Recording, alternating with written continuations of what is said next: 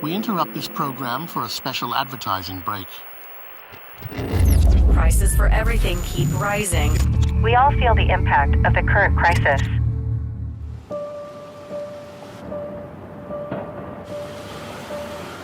While some suffer the most in a crisis, others actually profit from it. We've just never seen a market like this. Congratulations, thank you very much. So, we turn the life stories of homeless people into art, helping them express themselves in a way they never could before. The Homeless Gallery, painted by life and AI. We talk with 30 homeless people for hours to learn everything about their lives. Es ist, ja, grausam. Du bist jetzt wirklich ganz unten angekommen. Ich war auch schon kurz mal davor, die Elbe zu springen. Also. Ja. Und jetzt sterben wieder so viele, die ich kannte persönlich. Together with them and supported by AI, we created personal and emotionally charged art pieces from their stories. And the images are touching.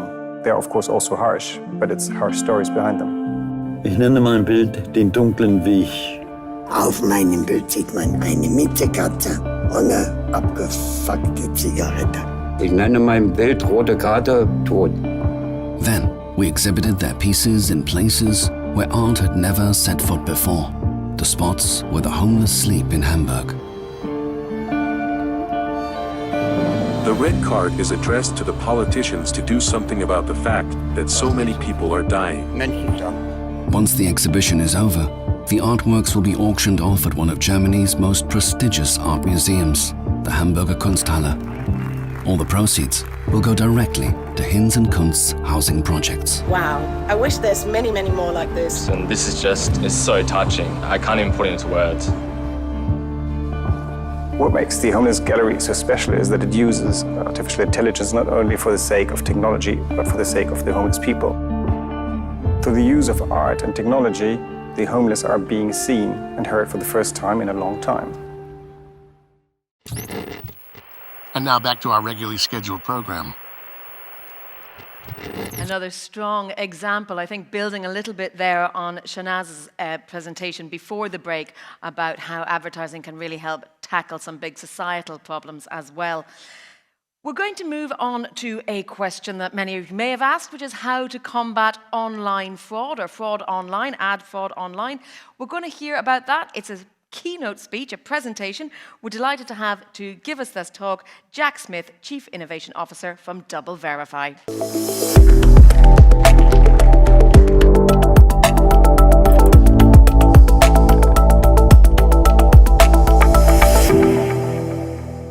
Digital ad fraud is your problem, and it's my problem. And together we are working to solve that problem, whether you're a brand or a publisher or a technology provider. So today we're going to talk a little bit about what the current state of fraud looks like for advertising, how we see it evolving, and then some of the techniques that we're using today and how those techniques will evolve. First, I'll talk a little bit about what we do. So DoubleVerify is a performance company. So part of what we do is we run a fraud lab. That team is devoted to eliminating fraud, and we've been doing that for about 17 years.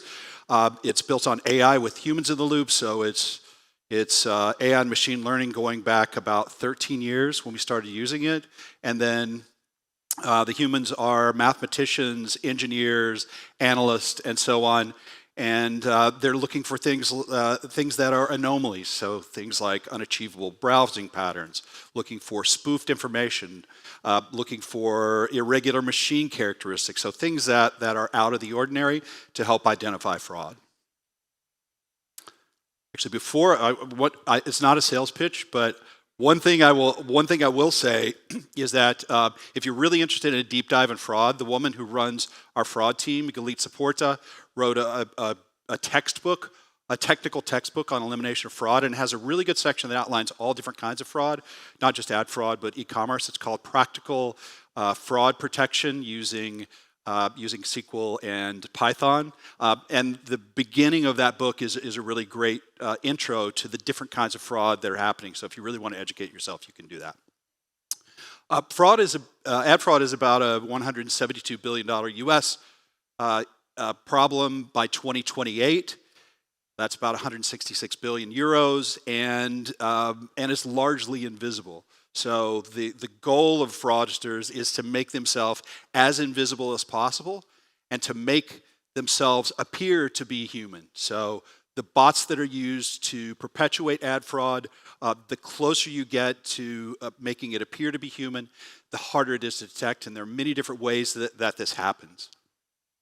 Now, what we know about fraudsters is that they insert themselves into the monetization process of digital advertising. So in the top left, you see fraud actors who find their way into the industry. They might be joining blind ad networks or doing it in other ways. And then they start to siphon money out of the ecosystem. So this has a negative effect on both publishers. So legitimate publishers are being demonetized, and also brands are wasting their money. So we see that on the advertiser side and the publisher side, where traffic hits unrealistic volumes. There might be large-scale click-throughs that aren't converting. And brands and consumers also get a degraded experience. So it slows down consumer machines and has other kind of adverse effects that we'll talk about in a bit. And that means also that publishers have to seek new ways to monetize, whether it's putting more ads on the page or looking for different kinds of ad models that go beyond advertising. Many of them are doing that anyway, but some of them are being forced to do it because ad fraud is siphoning money out of the system. And this vicious cycle just continues. So it keeps going and going and going. And what we know about fraudsters is that they are early adopters.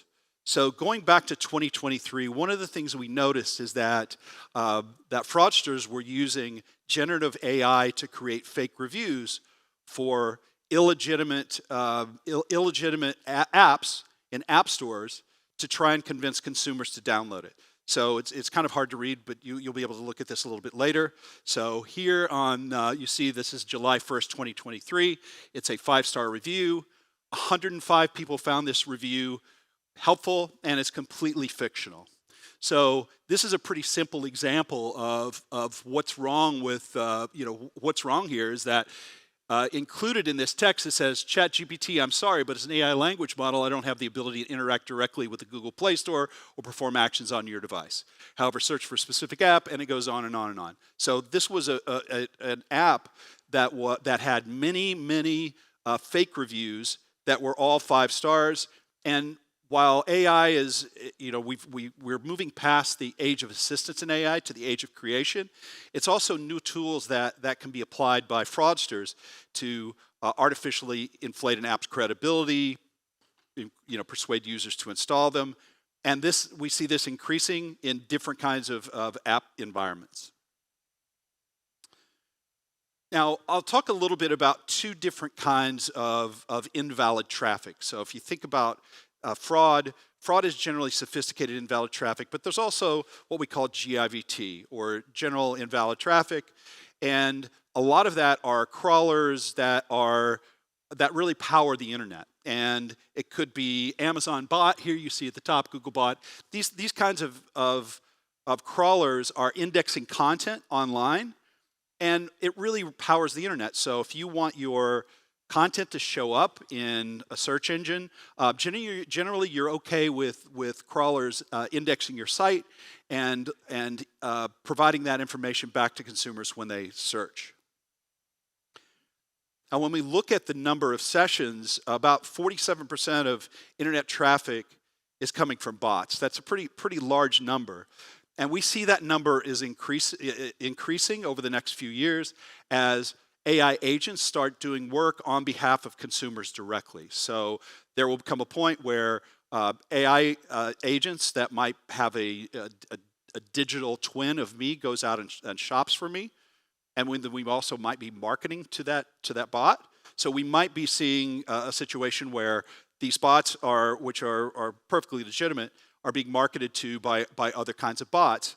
And many publishers do not block these bots. So in this example, about 12% of websites are blocking Applebot Extended, which powers Apple Intelligence and Apple Search and some other things.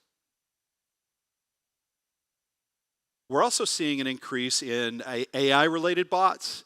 And again, if you are a publisher, you have the choice whether to block these bots or not. In this example, when we look at our own traffic, and this data is from January of 2024, we went from about 10 million visits starting on January 1st to about 50 million January 31st. So this is for a specific bot called ChatGPT-user, and this bot provides a response to you if it needs to go, if when you enter a query for ChatGPT and it goes out and looks at a website, and it might provide you a summary of what's on that website and also a link to that website. So that number is increasing as well. Now, all of these things are general invalid traffic, and we work with the IAB, we work with publishers to make sure that we understand the difference between those, which again, a publisher can choose to block or not, and sophisticated invalid traffic, which I'll talk about in a second. So with so many industry changes, plus the rise of AI, how can regulators, publishers, advertisers all prepare for this new emerging media and all of their threats? So we kind of see the evolution happening in a linear way, but we see some things that have happened because of the pandemic and new technologies coming along like AI. But there are a few things that you can do as a brand, as a publisher, is first, just educate yourself. Like, understand the difference between self-declared bots or general invalid traffic, which we can filter out, or any person who is a fraud detection or measurement company can eliminate, and sophisticated evasive bots that are trying to mask activity that are driving up impressions and siphoning money out of the system. The second thing is follow the money. So if you are a video site as a publisher, or if you are a brand investing a lot in high CPM complex environments or emerging channels, CTV, audio, retail media networks, you need to make sure you're looking closely at that. We also recommend that you use a provider that's doing end-to-end, that's putting in place end-to-end tools for this fraud protection, whether it's us or one of our competitors. You really should be thinking about how to do that. And given the scale of the number of transactions, we see about 4 trillion transactions a year, you really have to have AI and ML with humans in the loop, similar to any sort of fraud detection, any sort of fraud detection process.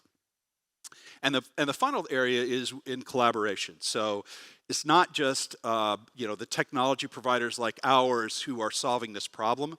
We're working with platforms to do it. We're working with publishers and advertisers to try and spot anomalies as they appear as quickly as we can to shut down the fraud schemes and protect advertisers. So in terms of definitions, and we work with the MRC, and our processes are audited by the MRC, the Media Ratings Council. General invalid traffic is identified through declared or standard means of detection. So it could be a list that is provided by an industry body, not always malicious. There are legitimate reasons, whether it's crawling for price comparison, or crawling to index sites for search. And then the real issue is around sophisticated IVT or SIVT. It's hard to detect. It requires advanced analytics and processes.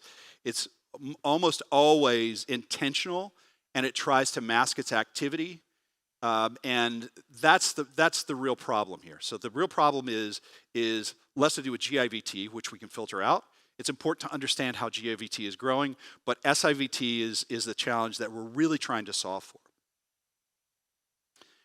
And how we solve for that is, and it's a similar process for everyone who works in this world, we look at log files. So for post-bid measurement and verification companies, we look at those log files and we try and spot anomalies in the log files themselves.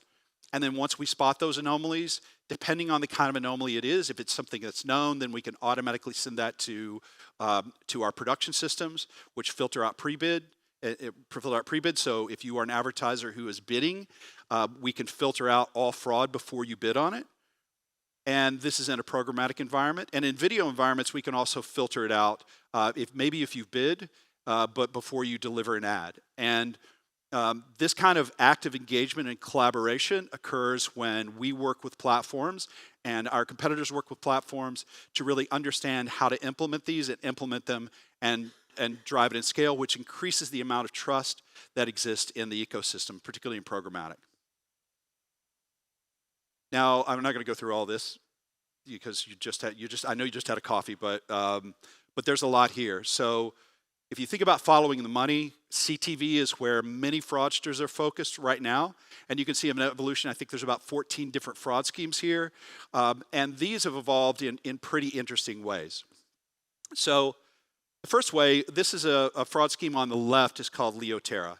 And what you see each bar represent is the number of impressions per device. So it's spoofing devices, so pretending to be a device that it's not, trying to pretend to be an actual human who's browsing the internet.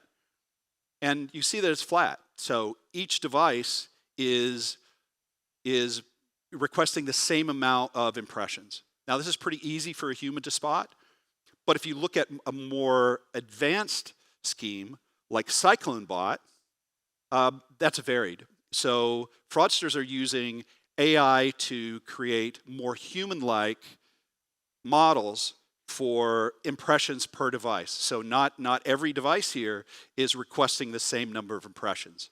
And we're seeing that more and more consistently over time. And when we and others do this kind of, see these kinds of fraud schemes, we have to implement multiple rounds of mitigation measures. One interesting thing that we saw during the pandemic was that fraudsters became much more organized and they became like real software development shops. So they had a software development life cycle. We could see small tests in some cases of a fraud scheme, and then they would immediately scale it up. And if they detected that traffic fell off, that we were mitigating it, then they changed the fraud scheme slightly to try and evade our detection. That's what you see here. So that first line, the first tan line, is our first mitigation measure. And almost immediately you see that the fraudsters took measures to mutate that, and then we had to implement a second mitigation a week later when we detected the changes in the fraud scheme. Now this happens with every fraud scheme that we see, and we see it over and over and over again. So some fraud schemes actually go back to, some in CTV particularly, go back to 2019, and they're continuing to evolve those fraud schemes. About a third of consumers start their journeys online shopping by looking at retail sites. And those retail sites now have retail media networks. So the adage, the most recent adage is that everything is an ad network. It's no different for retailers. And the way the retail media ad networks work or commerce networks work is that you have some information about consumers, and then you might have some traffic on your site, and then you extend that out to traffic or impressions that are off your site. And you combine those together in an advertising package for advertisers, and you get the benefit of having a privacy-friendly way to reach advertisers, yet still be able to use some data that a retailer might have on consumers. Now, the challenge with that is that many retailers don't have a lot of traffic on their own sites. So you might have a retailer that has 1,000 impressions, let's say, for a campaign, but only 900 of them appear off-site. And for what we've seen over the last 2 years is that the amount of SIVT, specifically for retail media networks, is increasing dramatically in Q4 as more shopping is happening online. And a recent one that we've seen, and it comes back year after year for the last 3 years, is a fraud scheme called Scorpio. So we call it a creepy crawler for retail sites, and it typically spikes in Q4. It has many different variants, and it does a few things. So it could be different kinds of scrapers of content. price aggregator bots, and they raid retail sites during shopping holidays to try and extract information, but also to drive up SIVT impressions, so fraudulent impressions. So there's SIVT scrapers hiding behind what normally would be a GIVT device. And as we go forward, we're seeing SIVT, which you see Scorpio traffic on the left. We're seeing that increase over time, and then general invalid traffic volume per day is also increasing. So again, it's very important to segregate those two and to understand the difference between the two. And I think the really interesting part about fighting fraud in the future is it's all about collaboration. On the left, there's an example of us working with Roku to use watermarking technology for apps to make sure that an app ad request is legitimate. So we worked with Roku to develop this, and they pass us information to ensure that the ad request is not being delivered from a spoofed app. So this kind of collaboration is really the future of what we do, and we're working more and more closely with different kinds of companies in this space, and we look forward to continuing to do that because it really helps scale our solutions. Our competitors are doing the same thing, so it really helps scale that up and help us protect against different kinds of fraud in new ways. So if you are ready to become a fraud fighter, and I know that most all of you are, I can tell by all the smiles and at 3:45 in the evening. Just educate yourself about different kinds of fraud. If you're thinking about GIVT as a publisher, right, understand what bots are crawling your site and trying to understand what they're using that information for. You have that choice. You can declare that you don't want bots crawling your site, or you might be okay with it. Second is have a plan for SIVT, particularly if you are investing in high CPM areas and money is flowing into those areas. So, 6-7 years ago, it was mostly mobile-related fraud. All of those schemes are now moved to either CTV or to retail media networks. Please use end-to-end tools. So make sure that you're able to look at a user interface that tells you how much fraud you have, and then use pre-bid tools to avoid that fraud. Again, whether it's us or our competitors, we just need to eliminate this problem, because the greater the problem and the more waste there is in the system, the lower the performance of ads and the lower the trust in the ecosystem. And then finally, make sure that you're collaborating across the platforms, across technology providers that you have, and understand what you're buying. So when you're buying something from a platform, try and understand how much they care about it and how much they're doing to eliminate fraud. And in that way, we can evolve this to help reduce the problem and increase the trust in system. Thank you.